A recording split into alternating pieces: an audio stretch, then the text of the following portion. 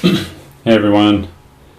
Today's section I'm going to cover a couple of new things. One of them is going to be how to use GitHub, and I'd like you to use GitHub because it's going to make it easier for me to grade your code, and it's a way to save everything online. And I'll show you some reasons why you should think about using it. I use it for my code, so it helps me a lot. It helps me just, it's kind of like a Google Drive, except you can see what you've changed throughout history. So every time you commit something to GitHub, it takes like a snapshot of the code at that point in time. And so let's say you're coding on something and you make a mistake, all of a sudden nothing works anymore. You can revert back to an old version. You can revert back as far as you want, as long as you've made commits and everything with GitHub. So you can go back however many stages you want to, which is a nice thing. And then also another thing is that when I get your code emailed to me or something, it comes in like a million different files, and then I have to download each individual one. So it's easier for me if I just can go to Git and maybe just clone your repo, or I can just take a look online at your files, and then right away I will have everything. So now that we're working online, I think it might be easier for both of us if we use GitHub. So I'm going to show you a little bit how to use it and how it can help you. All of you guys have access through UCI to a really nice deal with GitHub. You get as much storage as I think you'll ever need, and you can make private repos, which is not the default if you want a free version. So it's nice. It's a good deal. So I'm going to do a little thing here about how to use it and the essential commands. One thing about GitHub that you gotta watch out for is you can really, like, if you don't know what you're doing, you can really mess up your code. So you gotta watch out. Like I've had problems with it before. So just be careful when you're adding it, and it's sometimes difficult to undo something once you've committed it to GitHub, and it'll take some digging around on Stack Exchange or something to figure out how to undo what you did if you've messed it up or something like that. But it's not like you'll lose anything, I don't think, but it might take you a while to like figure out why things are not syncing between the online repo and your local version. So just keep that in mind. Alright everyone, let me try to walk you through using GitHub. To get a GitHub account going, go to UCI GitHub, and it will pull up this site, and go and click on that one, and come down here to the academic GitHub, because you'll be given through the school a GitHub account with lots of space to put your stuff. And you will have some options here to create a repository, so do that. I've already created one, but you can make one, and this is kind of what it'll walk you through. You can say that this is a new repository or whatever you want to call it, and you can make it public or private. Okay, so that's a nice feature, and then initialize it with a README so that you can get started right away. Okay, so once you do that, then you're going to want to go to clone and copy this link. And after that, open up a terminal app. And if you're using Windows, you probably do not have a terminal app. That's okay. You can get one by downloading it. There are emulators for terminal. So you can do this as well with a terminal-like program. And there are also GUI programs, like graphical programs, that let you do Git too. So you can do Git without doing any terminal commands if you want to. So do this, and it'll clone it and put in your stuff. and it should just be there when I look at it. So if you look at where the new is, so here's new. I don't know why there's a dash, but that's okay. I can change into it, look at it, and there's the README that I created. So let me walk you through a couple of things. I can make a change to this file and save it, and then quit this program. And now these are the 3 essential commands that you need to know. 4 actually. So you can take a look at the status of your local repo, and you see that this is in red. It means it's made a change, but you haven't started tracking it GitHub has not started tracking it. So you want to add it to Git's tracking. Once you do that, you can run git status again. You see it's in green. It means that it's been tracked. But now you want to put it into commit. You want to commit it to be ready to be pushed up to the online repo. And so you can use git commit -m, and -m stands for a message.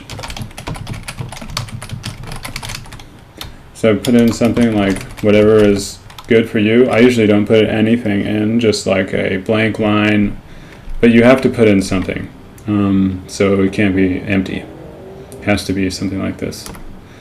And as say one file is changed and stuff. Now, the last GitHub command you'll need is git push. And once you push it, authenticate,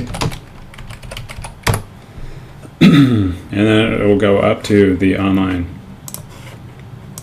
repo, and here you can see that we made a change and it's online. Now, whoops, look at here. Let's say I'm going to make another change to that. Let me show you what is cool about GitHub. Write and quit that change, and then do the same 3 steps. Add it. You can take a look at the status if you want. Commit it, and push it up to the online repo.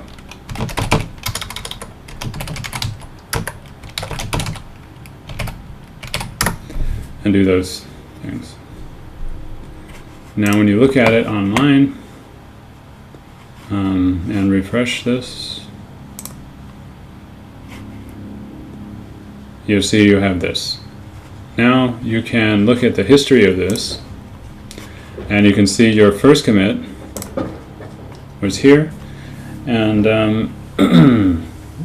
this was your first change, your first file. You can also look at the file and see it. So if you can imagine this was code, and the second change that you made was an error, it'd be nice to have this file and just to take it back and just undo everything that you did and start over again sometimes. So that's the value. You have control over versions of your software as it goes back in time. But if it looks good to you, then you can go back to the history of everything. And let's go take a look at the history again.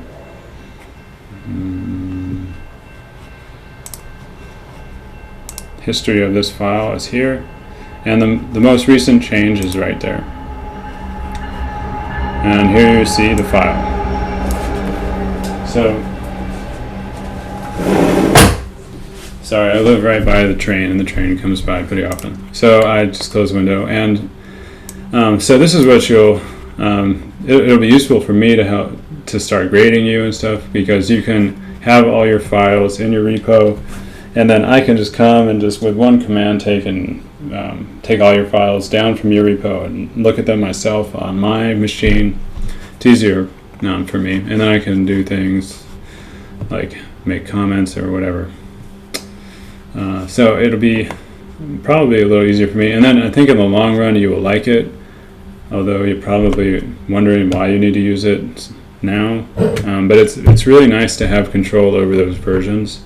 It doesn't happen very often, but it has happened to me where I wanted to go back in time and take old code because some changes that I made on my machine were just so messed up that I couldn't figure it out, and I just wanted to go back to a working version of the code. So now I'm going to get on to the next part of the video.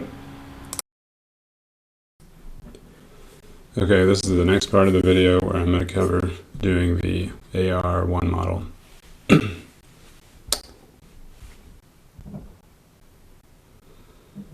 So this is an easy model for you to practice using the Metropolis Hastings algorithm with. So let's write the model down in state space format.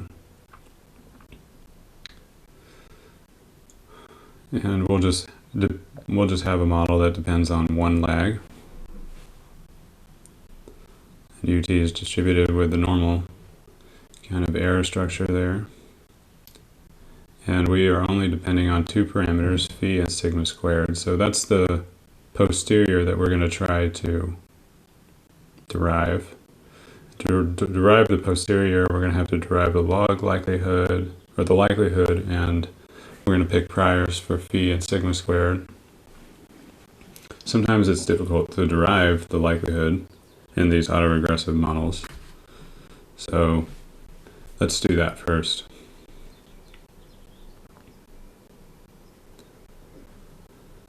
So we can write the likelihood this way,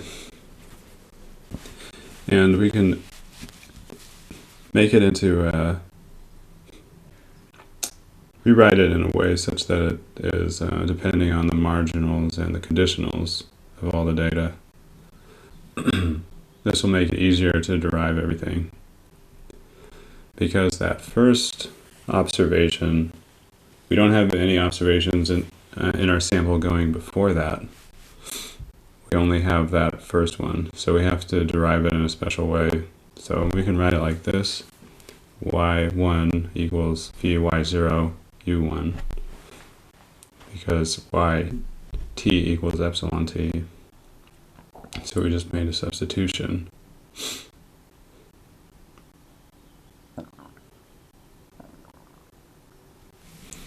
Now we're going to derive the distribution of this. So take the expected value and the variance of everything.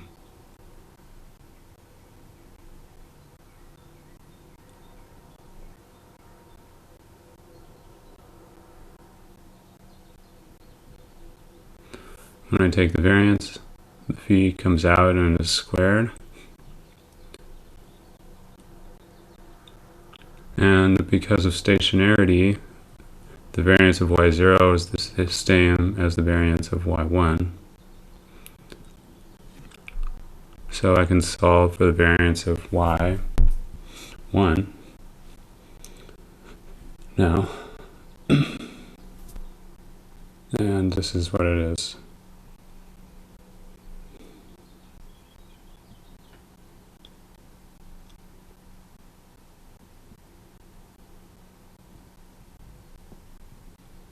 So this is going to be the initial distribution of y1, distributed normally, mean 0, and variance 1 minus phi squared.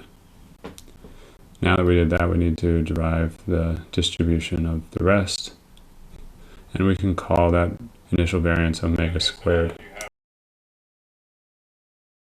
Okay, so now that you have that initial distribution, let's move on with the next part of the problem, and that's deriving the rest of the likelihood.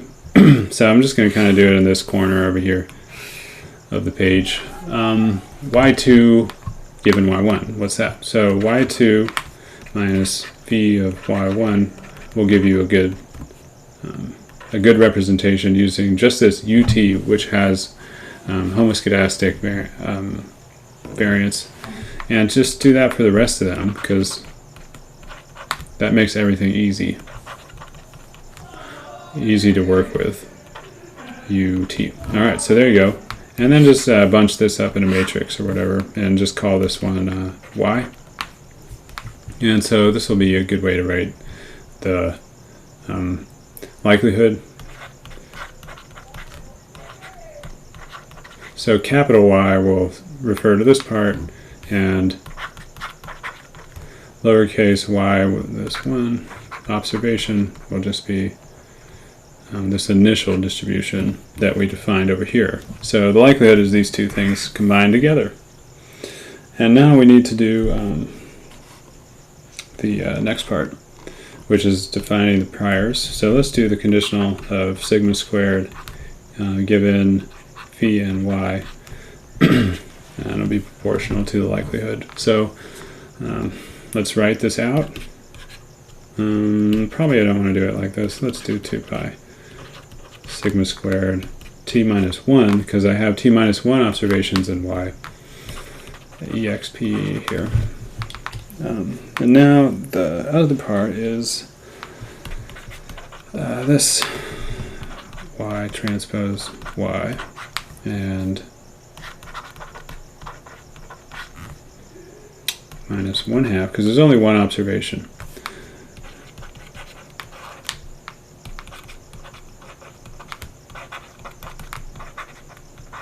Okay, so I don't really need transpose there, but whatever. Could be multidimensional in some settings. Alright, so deriving the prior, now you just need to multiply times the prior of sigma squared and the prior of phi. So let's use the usual priors for those. The prior for phi, let's use a normal distribution like this, and let's use inverse gamma.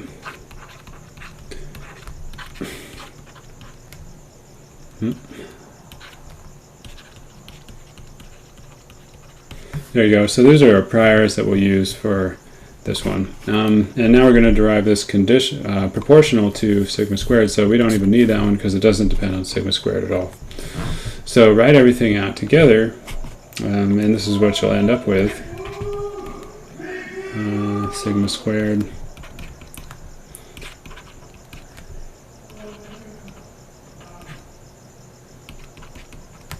and the two exponential terms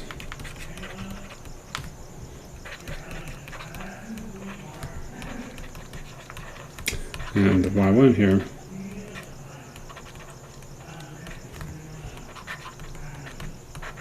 And then the inverse gamma distribution with the normalizing constant, which we don't care about, and sigma squared times these parameters here, hyperparameters.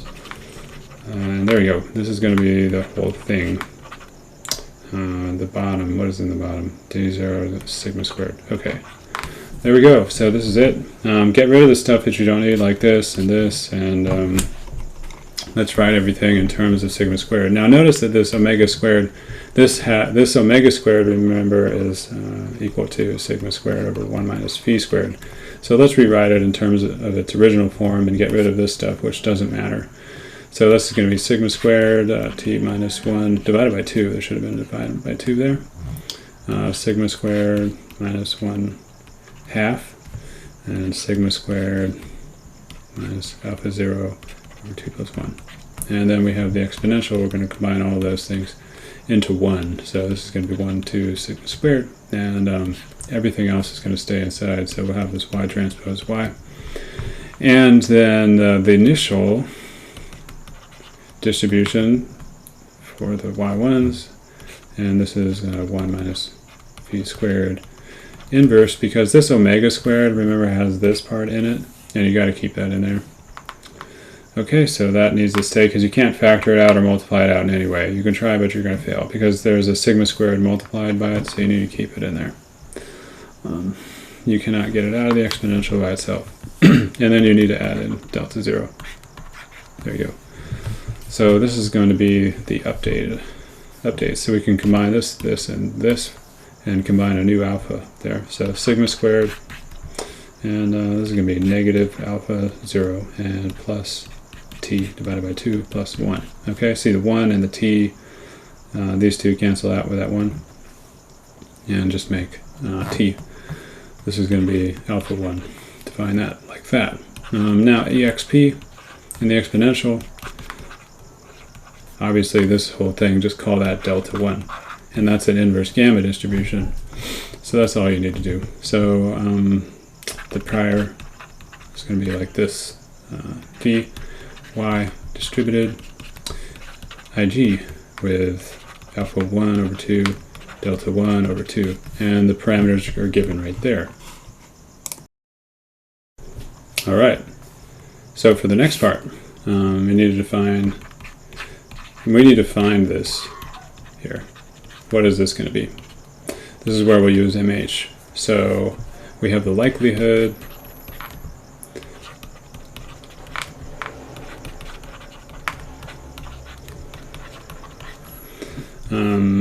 times the prior for phi times the prior for sigma squared, but we don't care about that. And just to make this explicit, phi needs to be in the region of stability. Okay, so what is this S? That's the stability region.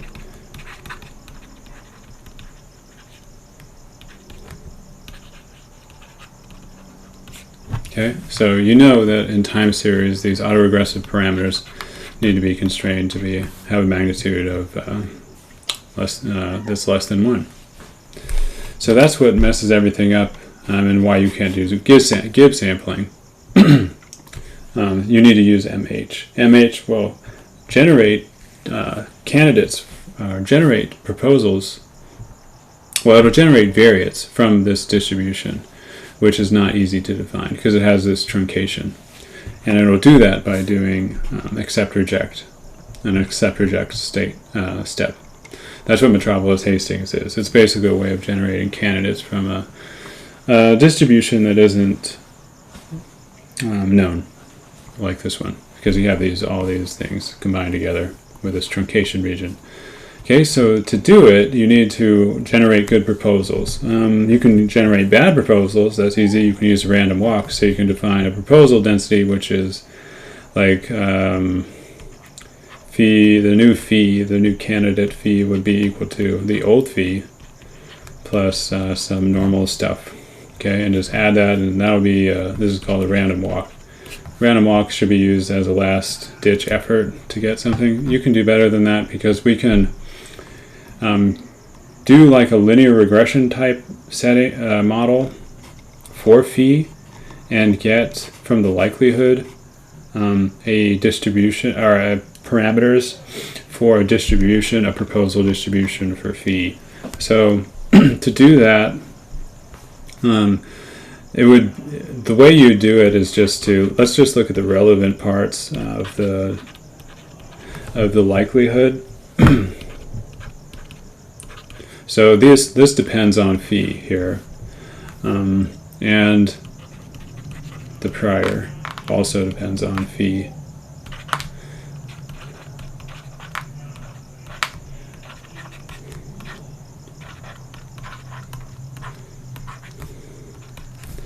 So to get this to get these candidate proposals, combine these two, and notice that this y, this depends on phi in the following way. You have y minus yt minus yt minus 1 phi.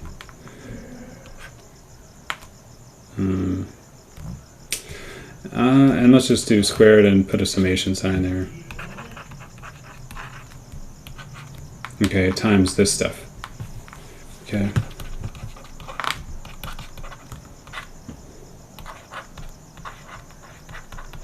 And I'll just write the whole thing again, unfortunately. Alright, so you got all that. And this is just like linear regression model, you know, just like stuff that you've already done in another class. So once you derive it, the parameters, the proposal parameters will be pretty much the same as the linear regression model. Now let's define a proposal density for phi. It'll propose candidates for us, and let's give it these two parameters. Parameterize it like this. Let's define this variance. This will be familiar. You could derive it from this step if you wanted to. Let's define it like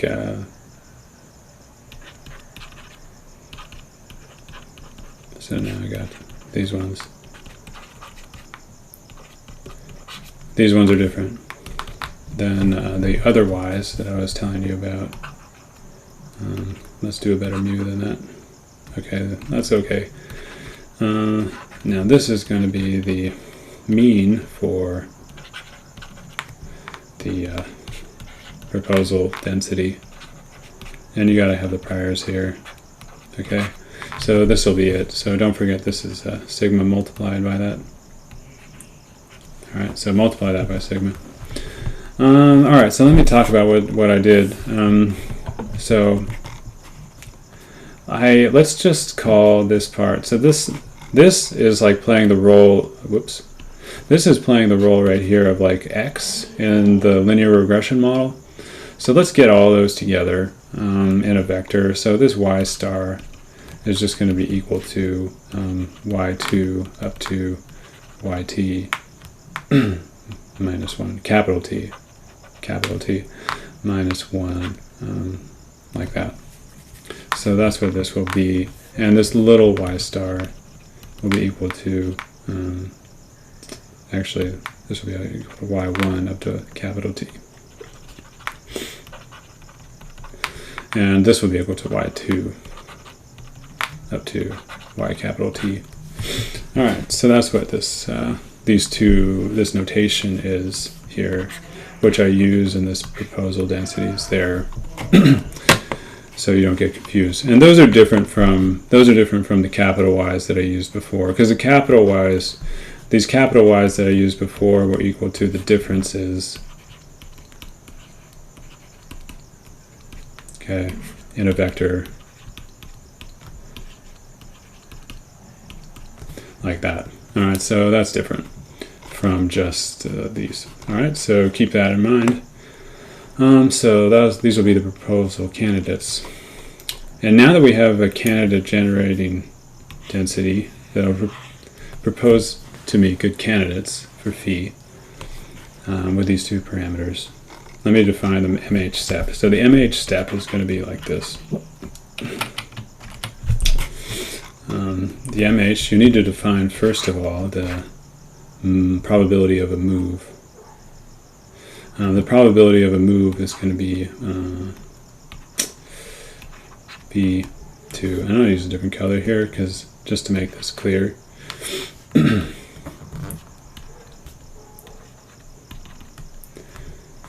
go back to black.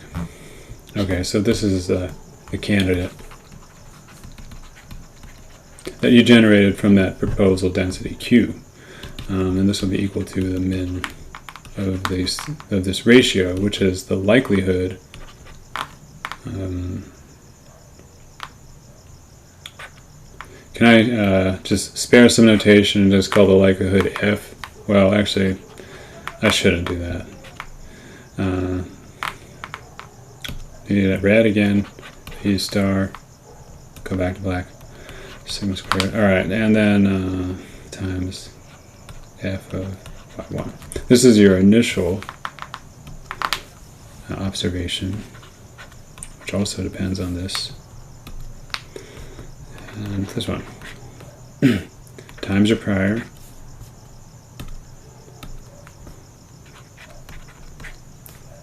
and times the, so there's not a lot of room,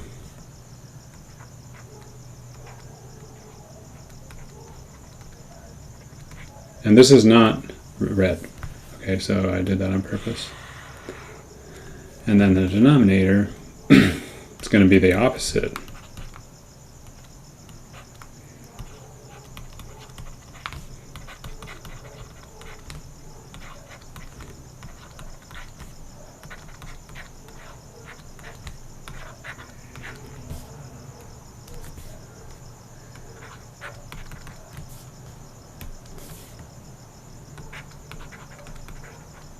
There you go.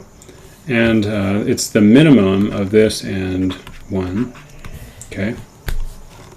And so that's how you're going to do it. You're going to actually do this in the computer and define all of these things. Okay.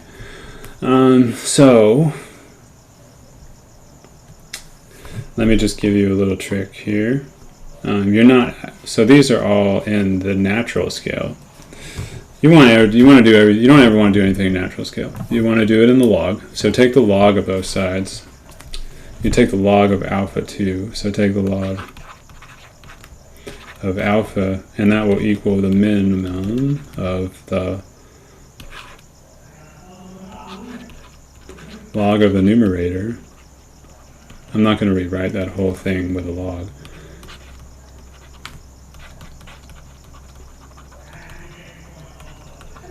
Okay, so this is something that no one told me about when I was a kid, your age. They just left us to figure it out, but this is what you do, okay?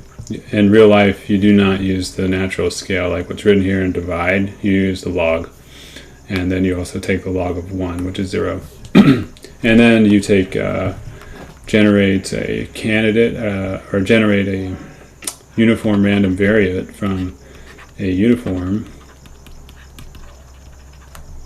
distribution, and then take the log of u,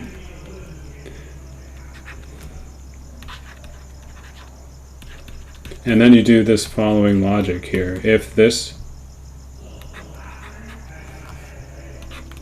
then this means, okay, so let me write this better.